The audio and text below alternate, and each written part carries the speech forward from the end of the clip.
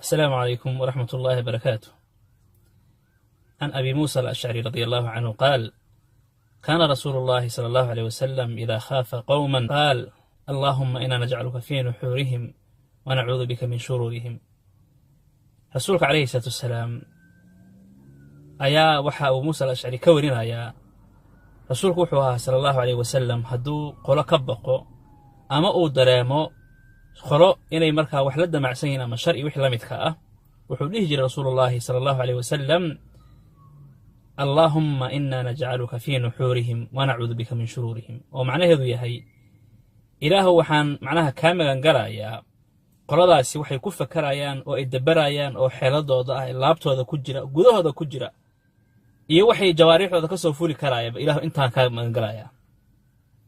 macnaha xeeladooda fakarkooda laabtooda dhammaan waxa ku jira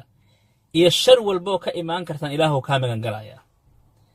sida marka uu qofka ku duceysto muslimka ahna ilaahay subhanahu wa ta'ala waxyaalo badan ayuu kaga difcinaya oo kaga celinaya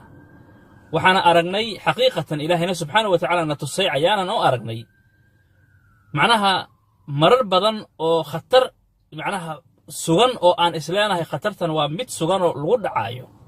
inuu ilaahay subhanahu wa ta'ala ducadan inta aan akhrisanahay inuu ilaahay naga badbaadiyo marka ma doonaysaa inuu ilaahay subhanahu wa ta'ala yaani khatar kugu soo fool leh ama dib aad dareemayso ama wax kugu dhici lahaa inuu ilaahay subhanahu wa ta'ala ka badbaadiyo mar rabtaa dabcan qof walba raba سيدا درت واحد آخر سنة سامحي: اللهم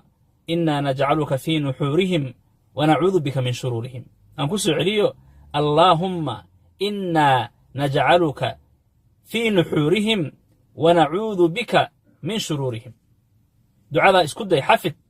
ميربات قراءة هذا واحد بيكوسا وضان أتكشكسو أتكبخضو سيدا وآخرسو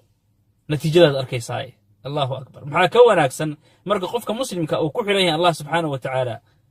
oo wax walba la soo gudboonaada oo Ilaahay subhanahu wa ta'ala cid uu la xiriirayo.